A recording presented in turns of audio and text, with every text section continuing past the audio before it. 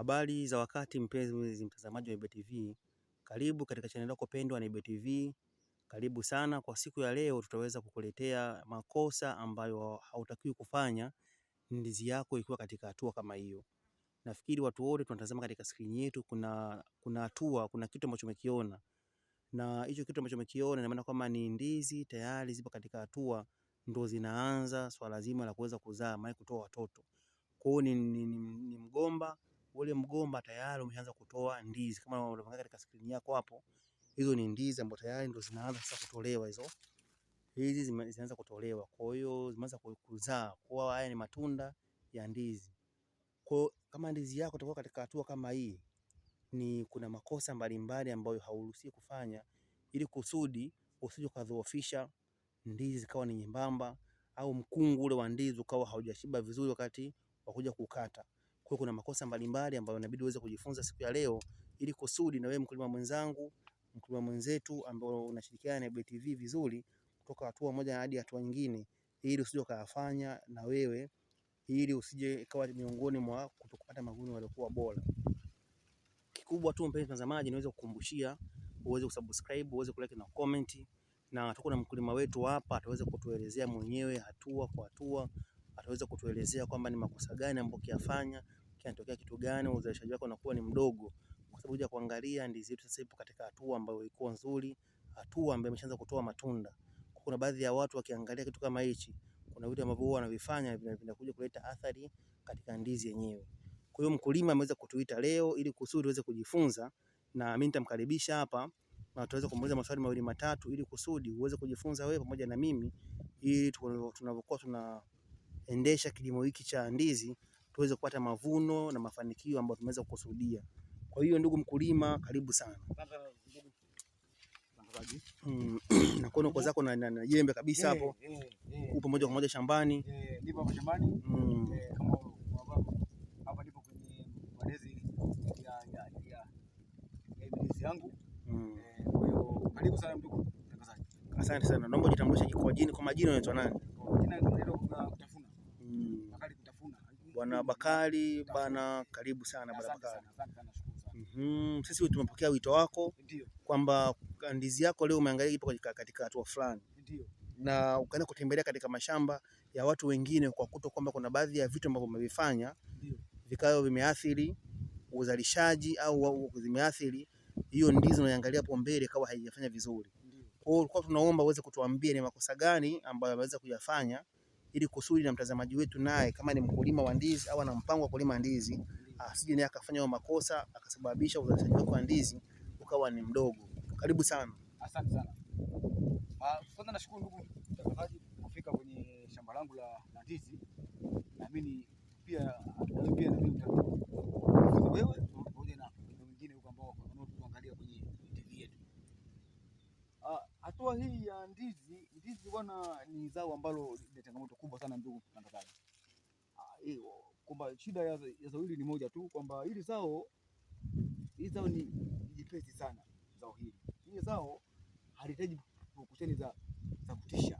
Kwa maana ikitokea pukushani za kutisha, tunasema pukushani kwa mfano kwamba kama unakuja na labda tatizo lako, labda unataka kumuua mke, basi huyu mke unatoa geni au taratibu zaidi, yani siku unafika tu unachimba tu unang'oa, hatimaye maana huu wote unakufa, huu wote yani unapoteza taswira ya mgomba wenyewe. Ina maana mawili kutokuzaa vizuri mgomba wako huu, ama aidha kufa kabisa moja kwa moja, kwa sababu tayari kuna baadhi ya mizizi huko chini umeshaiathiri baada ya wewe kuchimba bila kutumia plani yoyote. Hii inachimba kwa plani. Kwa hiyo hili mgomba wako mtangazaji, cha kwanza yatakuwa ili kuuenzi hivi ilivyo, kama unavyoona kwamba huko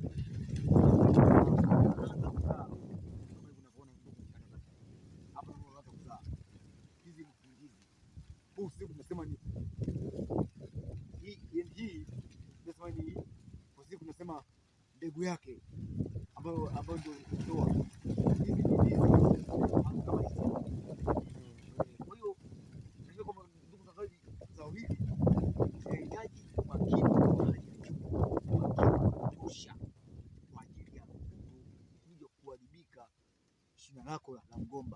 endapo kama utakwenda kinyume na taratibu inavyohitajika kwenye mazao. Kwa mfano kama kwa hali ambayo sasa imefikia hapo, ikatokea mtu akakata hapo, akakata hicho kinanili hicho kitoto hicho, ukienda unasema kitoto kinini?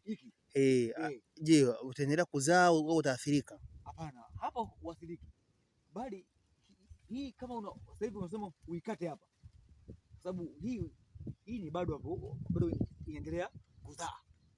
Ina maana kwamba hii inakwenda hatimaye inafika mwisho, ndugu mtangazaji.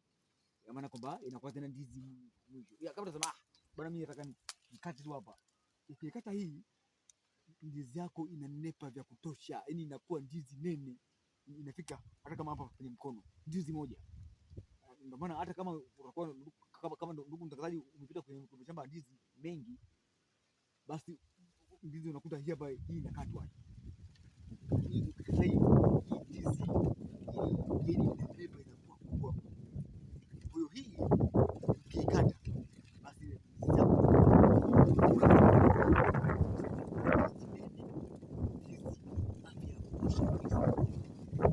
vipi kuhusiana na kupunguzia, hapa kama kupunguzia matawi, haitaweza kuleta athari yoyote? Athari ipo ndugu mtangazaji.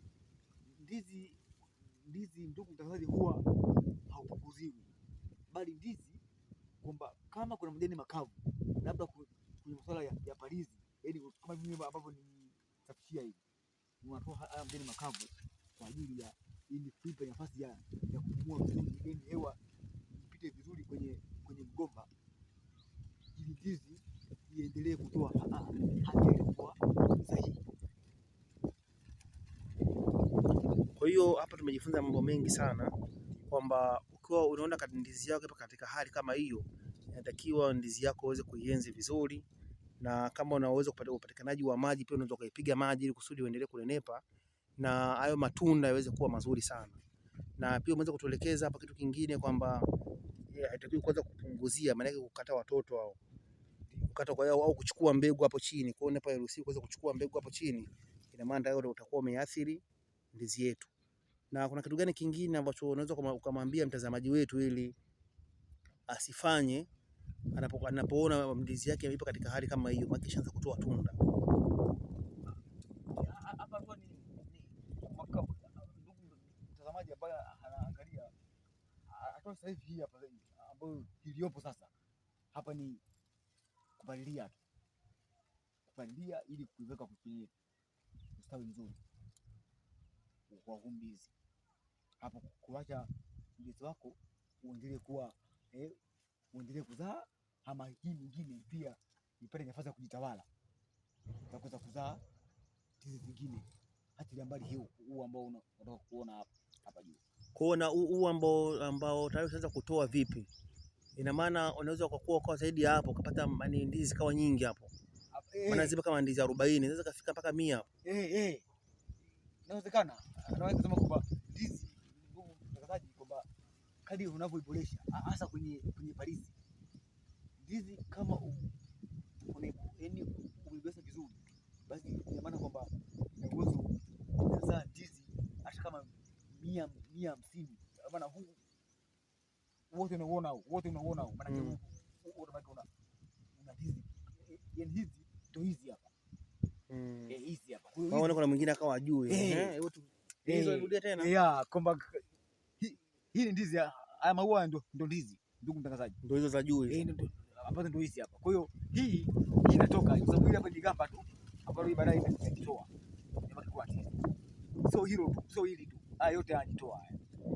Kwa hiyo ukihesabu hapa unakuta hivi vitane viko 1, 2, 3, 4, 5, 6, labda 7, 8, 9, na kila kichane kinazidiana mwenzie kwenye uzaaji.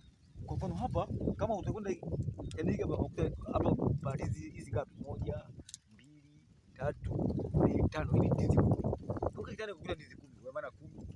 Kingine ukuta 12, kingine ukuta labda 13, kingine labda ukuta 11.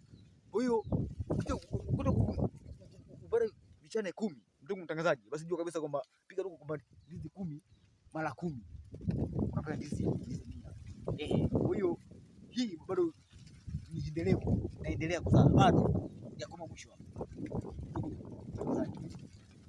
Kama hivyo unavyoona hizi ziko bado ndio zinaanza hii kuzaa. Na changamoto gani ambayo inaweza kukutana nayo kwenye hali kama hiyo?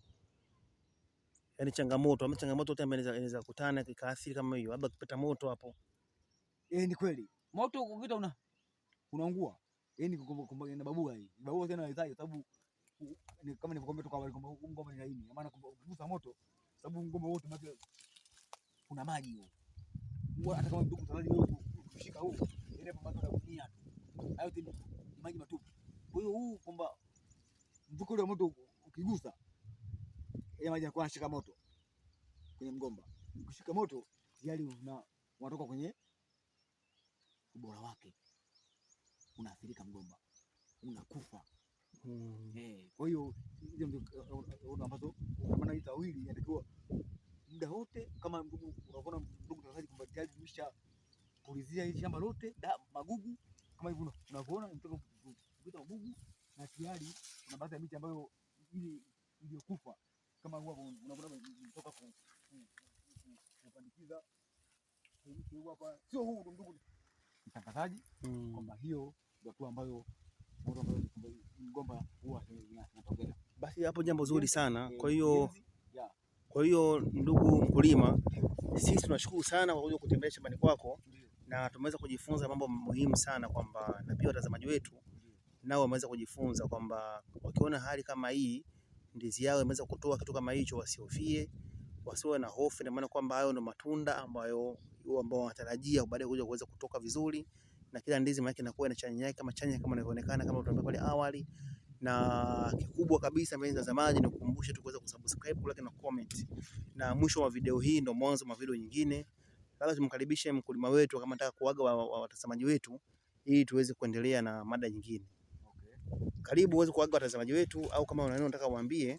Asante sana. Mimi nasema kwanza nawaaga tu vijana wenzangu na wanaotazama video hii. Nasema kwanza tushirikiane kilimo cha ndizi. Ulime ndizi. Ndizi ni zao ambalo lina hela ya kutosha. Kwa hiyo naomba vijana wenzangu tupambane kulima ndizi. Kama hawajui jinsi ya kulima ndizi, basi waje kwangu mimi. Namba zangu zipo za simu, basi naamini wanipigia simu, utakuja hapa waje kuangalia mifano iliyo hai kwenye kilimo hiki cha ndizi. Kwa hiyo sina mengi tu. Basi tunashukuru sana. Asante sana. Tunashukuru sana mpenzi mtazamaji, na kukumbushia tuweze kusubscribe na kulike, na pia mwisho wa video hii ndio mwanzo wa video nyingine. Lakini naomba niweze kuachia swali. Ulikuwa unatabiri, naomba uweze kutabiri kwamba ndizi hii itakuwa na channel ngapi, na pia kwa ndizi hii unatabiri wewe inaweza kutoa ndizi kama hizi ngapi? Na maana mpaka sasa hivi hapa zishafika 40. Je, itaendelea kutoa, itafika zaidi ya 100?